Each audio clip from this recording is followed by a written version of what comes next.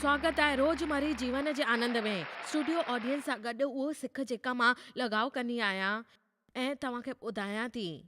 मां घणी ख़ुशि आहियां ऐं मूंखे भरोसो आहे त तव्हां माफ़ीअ जी शक्ति सां इहो बदिले सघंदव। प्रभु असांखे हमेशह माफ़ कंदा आहिनि, पर असां ॿियनि खे कोन कंदा आहियूं त असां हक़ीक़त में पंहिंजे पाण खे दुखी कंदा आहियूं। इहो तव्हां इन तरह सां सोचो, पंहिंजो पाण ते अनुग्रह कयो, माफ़ी ॾियो। घणो करे जॾहिं असां माफ़ी जे बारे में ॻाल्हि कंदा आहियूं त असां हमेशह सोचींदा आहियूं असांखे कंहिंजे बि लाइ कुझु अहिड़ो करण लाइ चयो वियो आहे जेको इहो जाम मुश्किल हूंदो आहे। सोचियूं त तव्हांखे दुख कयो आहे, छो मां इनखे माफ़ कयां, मां इहो छो कयां। पर प्रभु जे ज़रिए माफ़ी जो असां परिचय कंदा आहियूं त उहो आहे त असां उन जे रिश्तनि जे लाइ इहो करे सघूं त उहो चवनि था त असां उन ॻाल्हि में ॾिसूं नुक़सानु न थिए कंहिंजो। ऐं असांजी जेकी दोस्ती आहे उहो प्रभु जे वचन सां आहे ऐं उहो चवंदा आहिनि तव्हांखे इहो कयो। मूंखे ख़बर आहे तव्हां मां जाम ॼणा ऐं खोड़ ॼणा दर्शक जेके घरनि में विहनि था ऐं उहो दुखी आहिनि कहिड़े न कहिड़े ॻाल्हि सां, ऐं तव्हां इहा परेशानी आहे, तव्हां माफ़ करणु चाहींदा आहियो पर नथो थिए। ऐं तव्हांखे हिकु ॻाल्हि थी ॿुधायां कि तव्हां उहो प्रभु खे करण लाइ चवंदा आहियो त प्रभु तव्हांजे लाइ उहो कंदा आहिनि ज़रूरु।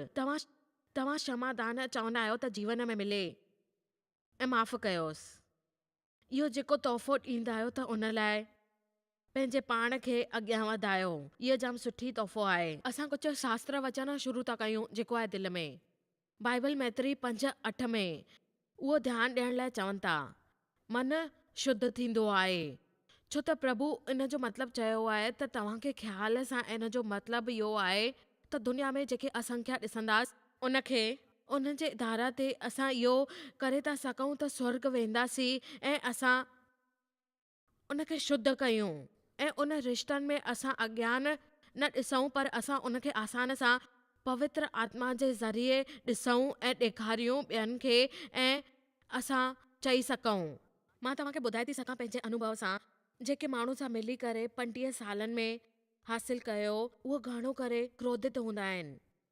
अॼु खोड़ माण्हू इहो प्रोग्राम ॾिसी रहिया आहिनि ऐं उहो गुस्से वारा आहिनि। छो गुस्से वारा आहिनि उहो तव्हांखे ॾिसणो आहे ऐं तव्हां क्रोधित थी करे सालनि खां पोइ दर साल तव्हां बहानो ठाहींदा आहियो ऐं उन में हिकु शइ आहे त पंहिंजे क्रोध खे तव्हां न्यायचित बनाए छॾियो ऐं तव्हां उन माण्हुनि जे लाइ क्रोधित करे था सघो ऐं उन संबंधनि खे तव्हां साइड कयो ऐं उनखे तव्हां चओ त तव्हां इनखे क्रोधित करे बहानो नथा ठाहे सघो। मुद्दो इहो आहे त तव्हां ॾिसो तव्हांखे जेको लॻे थो तव्हां उनखे स्पष्ट साफ़ करे छॾियो ऐं तव्हां उनखे शुद्ध कयो।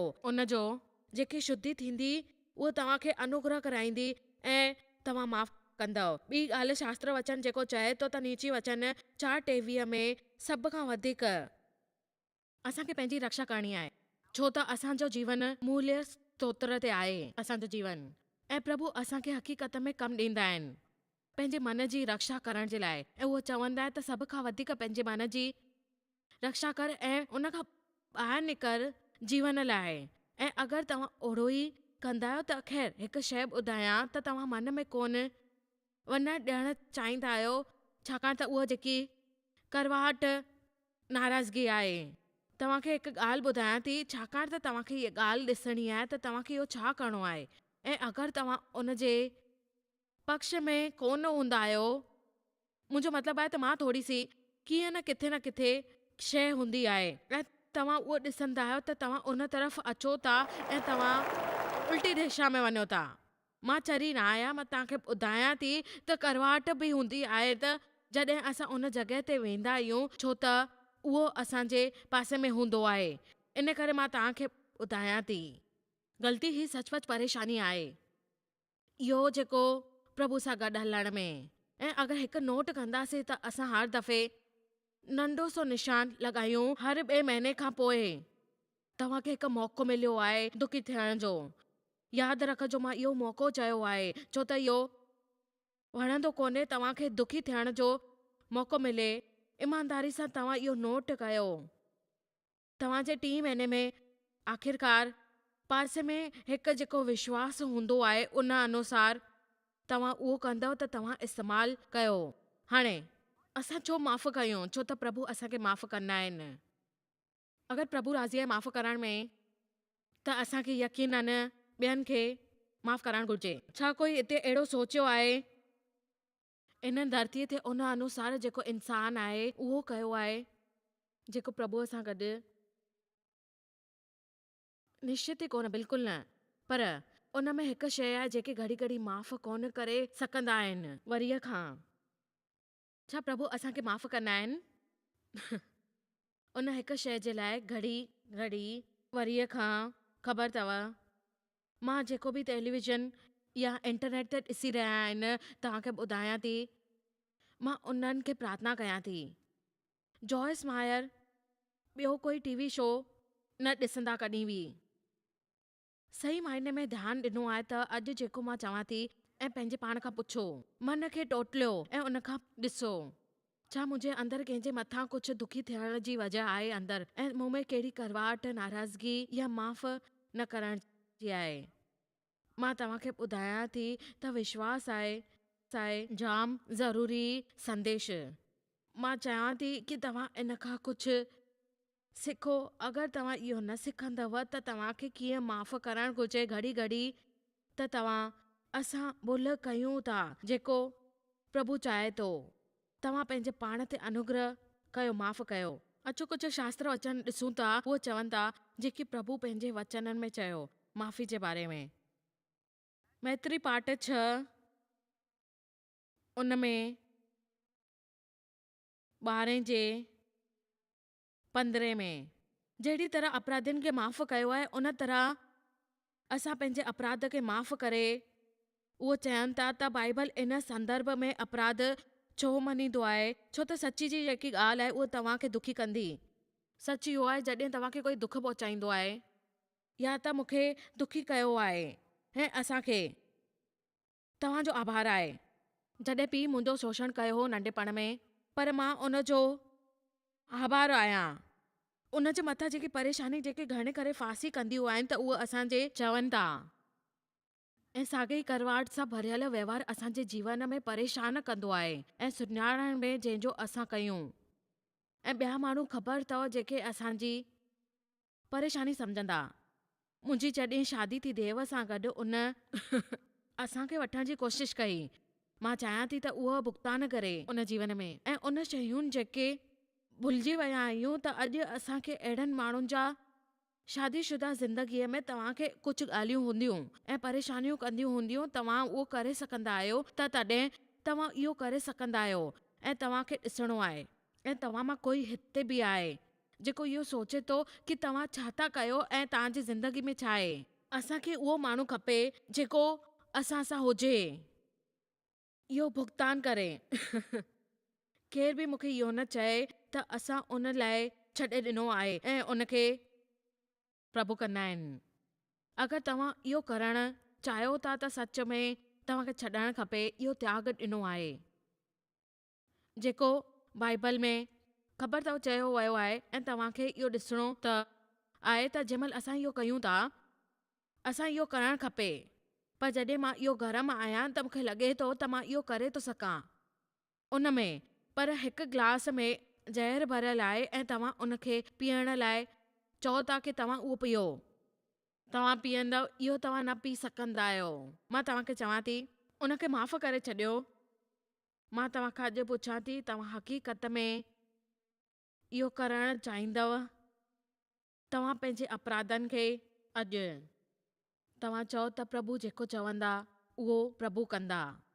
मां सॼी ज़िंदगी कोशिश में कोन विञाईंदमि, जेको भुगतान करे कोन सघां थो त अंत में आख़िर में उन पिता वटि वापसि वेंदमि ऐं उन वटि उहो मुंहिंजो बचपन ॾींदो, मुंहिंजी मासूमियत ॾींदो, उहो सभु कुझु वापसि ॾींदो। मां तव्हांखे ॿुधायां थो, मां तव्हांखे ॿीणो ॾींदमि जेको उहो कयनि था उहो मां कंदमि, ऐं तव्हांखे ॾींदा ॿीणो। तव्हां जेको बि ॾिठो आहे, मां तव्हांखे ॿुधायां थी त तव्हांखे जीअं ॿीणी आशीष मिलंदव ऐं तव्हां ॾिसंदव, छो त प्रभु जी आसीस तव्हांखे मिलंदी। वाह, बिना शर्त जे तव्हां इहो करे सघंदा आहियो, ऐं तव्हां इहो कंदव त हिकु सुठो इंसान वांगुरु ठाहींदव ऐं कोशिशि कंदव त तव्हां उन मां वापसि कुझु वठी सघो जेको प्रभु चवनि था तव्हांखे मोड़ण जे लाइ, ऐं तव्हां उहो करे सघंदा आहियो। तव्हांखे मिलंदो ॿीणो, तव्हां ॿीणो पाए सघंदव तव्हां मां। अगरि इहो कोन था कयो, तव्हां प्रभु जी खोर आसीसूं खां वंचित रहिजी वेंदव। असांजे अपराध खे माफ़ कयो जॾहिं असां अपराधी न आहियूं। असांखे माफ़ कंदव।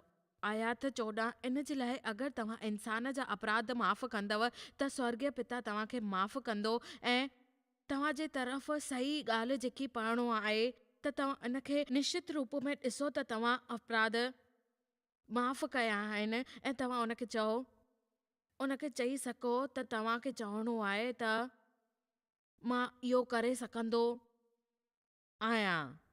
तव्हांखे चओ बीहो बीहो बीहो बीहो बीहो 1 मिंट, तव्हां उनखे माफ़ कंदव ऐं तव्हां कंदव। असां मां उमेद कंदा आहिनि ॿियनि जे लाइ।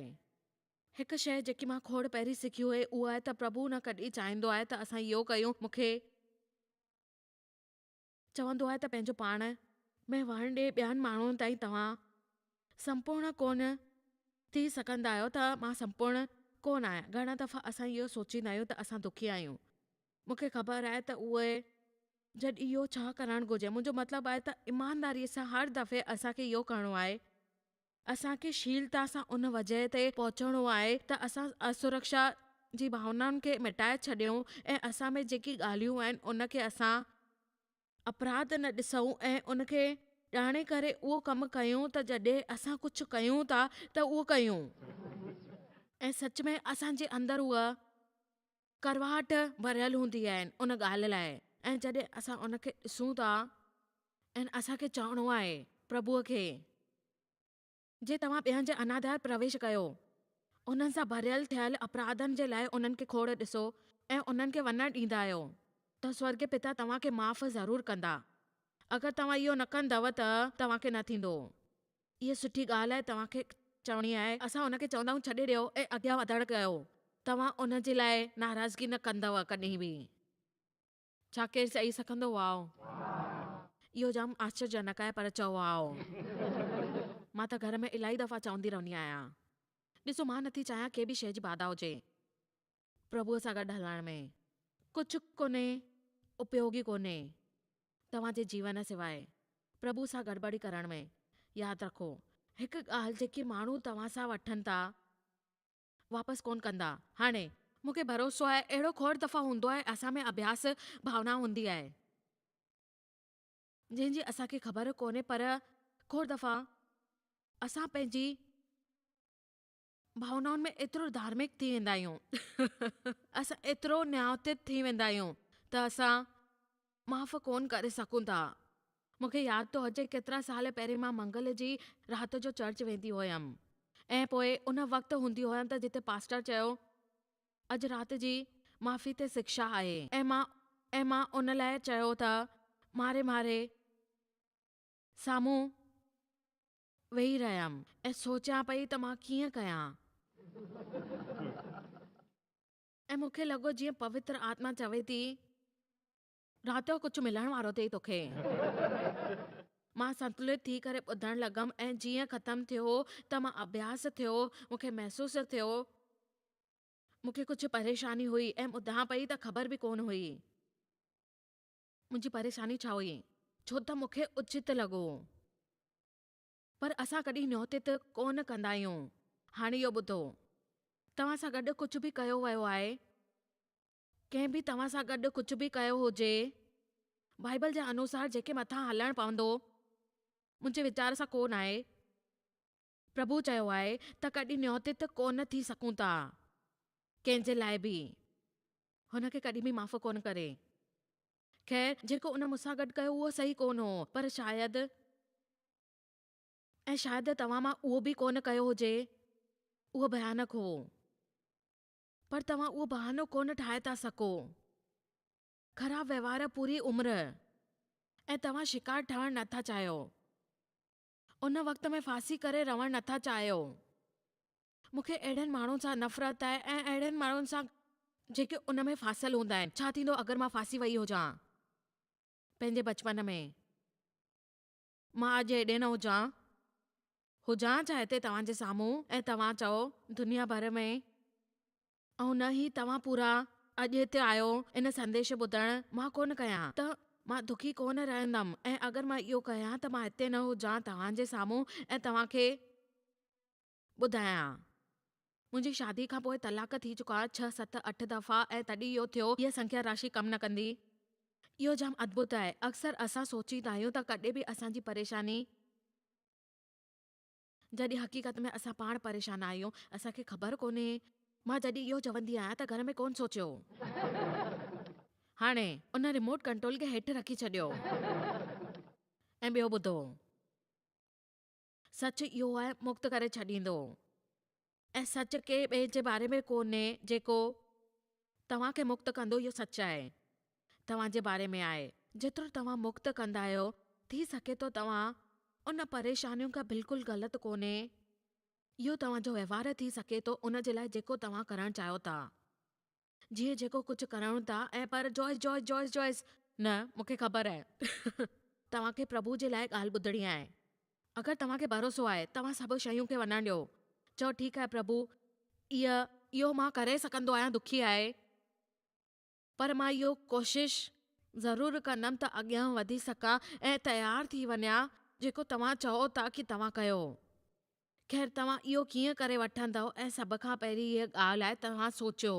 ऐं तव्हां करे सघंदव छोड़ो वेही करे उहो ॻाल्हियूं न कयो आसे पासे में जेके वेठल माण्हू आहिनि उहो तव्हां पूरो करे सघियव न इहो चवणु बंदि कयो ऐं बाइबल चए थी तव्हां उहो कयो इहो करणु शुरू कयो ऐं दुआउनि जे बदिले तव्हां दुआउनि जो अभ्यास कयो इन लाइ मुंहिंजे वीचार सां सभ खां मुश्किल शइ इहा आहे असांखे करणी आहे त जंहिंखे दुखी कयो आहे उन जे बारे में ॻाल्हि न करण जी ऐं दुर्व्यवहार न करण जी तव्हां कॾहिं अहिड़ी हालत मां गुज़रिया आहियो ऐं कॾहिं कई इहा ॻाल्हि कई आहे उहो चए थो शुरू करे छॾियो तव्हां जाम सुठा आहियो केतिरा महान इंसान आहियो उहो ॻाल्हि करण था ऐं तव्हां चओ था इंसान आहे तव्हांखे दुखी कयो आहे हा तव्हां इहो कयो आहे ऐं तव्हां इहो चवंदव मूंखे तव्हां ॿुधायो आहे मां अहिड़े हालत में रही आहियां ऐं इहो मुश्किल आहे अंदर ई अंदर प्रार्थना करणी पवंदी आहे प्रभु मूंखे मुंहुं बंदि रखण जी कोशिशि कयो अंदर ई अंदर मां चवंदी आहियां ऐं मुंहिंजे बारे में ख़राबु चवंदा आहिनि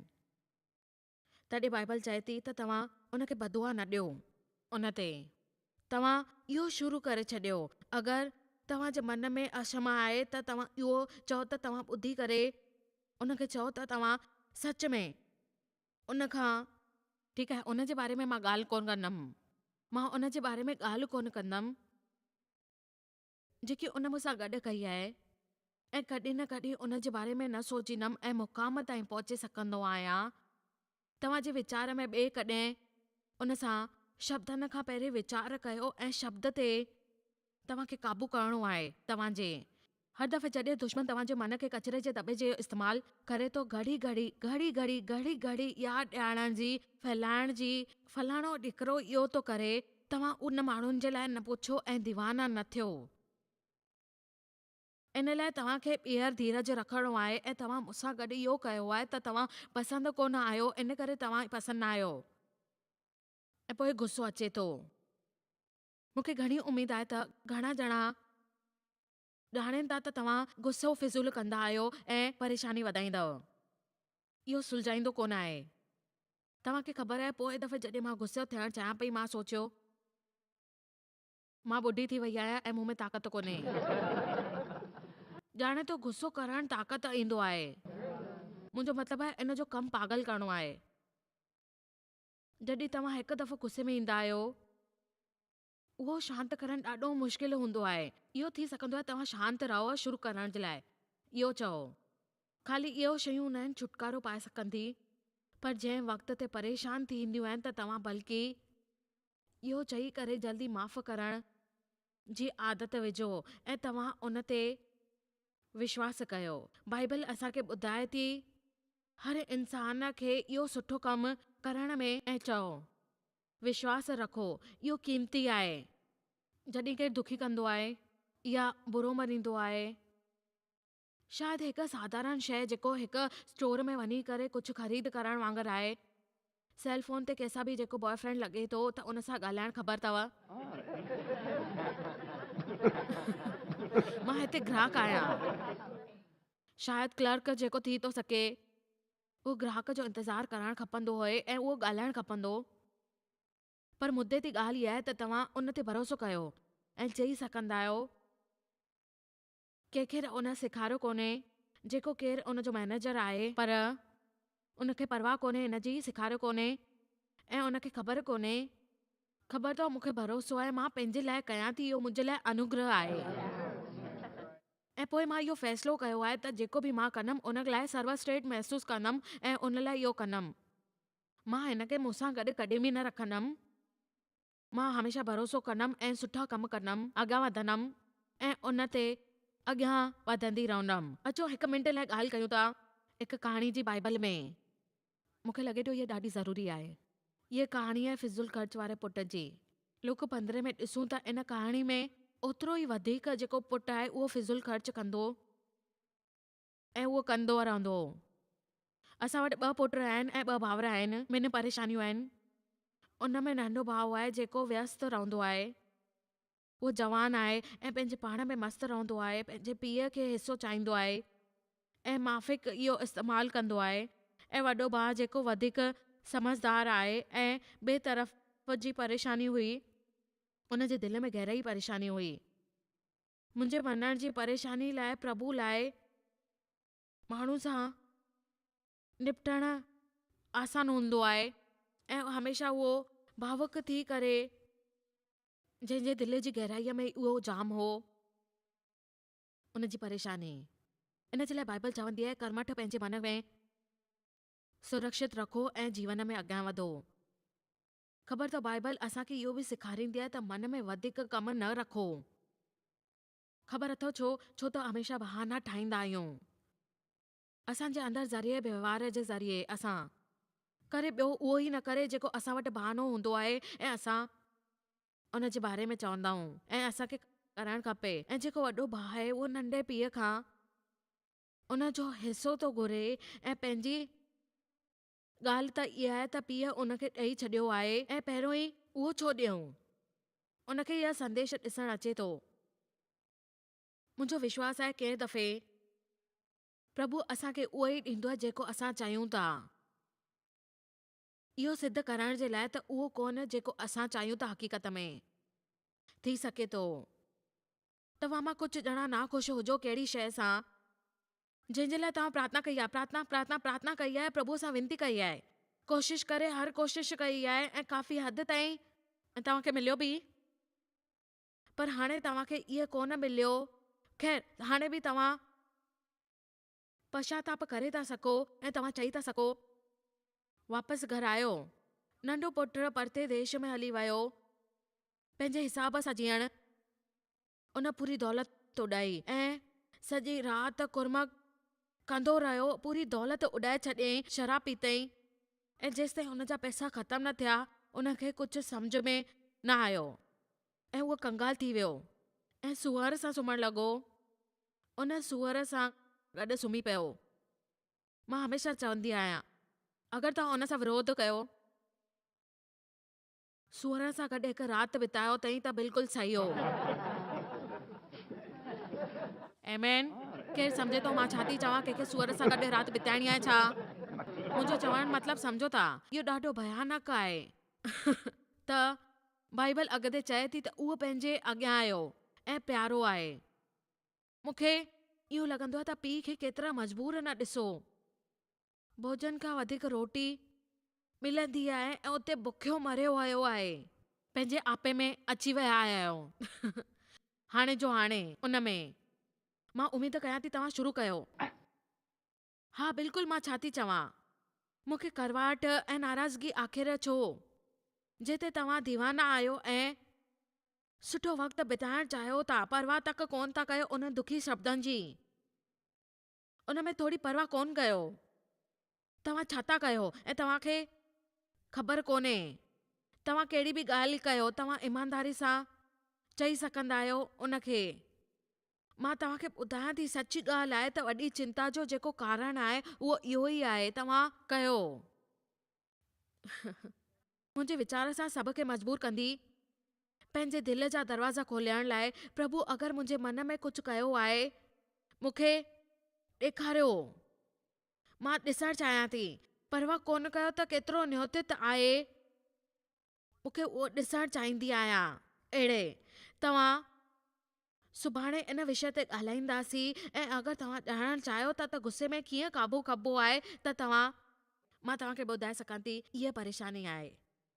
समस्या हर गिरजे में हर परिवार में परेशानी पेश कंदी।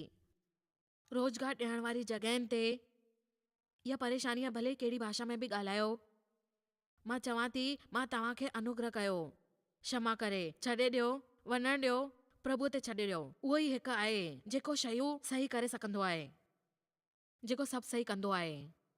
चाहे तव्हां कुझु बि करे सको, तव्हां उन जो भुगतान कोन करे सघंदा आहियो, ख़ाली प्रभु उहो भुगतान कंदो। इन लाइ तव्हांखे करण लाइ चवां थी, प्रभु महिर कनि। तव्हां खे शायदि ख़बर कान्हे तव्हां जॉयस मेयर मिनिस्ट्री लाइ केतिरा महत्वपूर्ण आहियो। असां तव्हांजी क़दुरु कयूं था ऐं पंहिंजे दोस्तनि ऐं भागीदारनि खे धन्यवाद करियूं था जंहिं करे दुनिया भर में सेवा करणु मुमकिन थियो आहे। असां मिली करे बुखियनि खे खाराईंदा आहियूं, ग़रीबनि खे कपड़ा ॾींदा आहियूं ऐं देश खे हिकु शुभ संदेश ॾेई रहिया आहियूं। महिरबानी करे अॼु ई jmmindia.org ते असां खां संपर्क कयो। प्रार्थना जे लाइ, विनती करण जे लाइ, असांजे संसाधनों जे बारे में ऐं वैदिक ख़बर वास्ते, जॉयस जी सभाउनि जो वक़्तु ॾिसण वास्ते, असांजा भागीदार ठहण वास्ते, जीअं असीं सॼी दुनिया में मसीह जो प्रेम विरायूं। हाणे ॾिठल प्रोग्राम जा प्रायोजक हुया जॉयस मायर मिनिस्ट्रीज़ जा दोस्त ऐं भागीदार।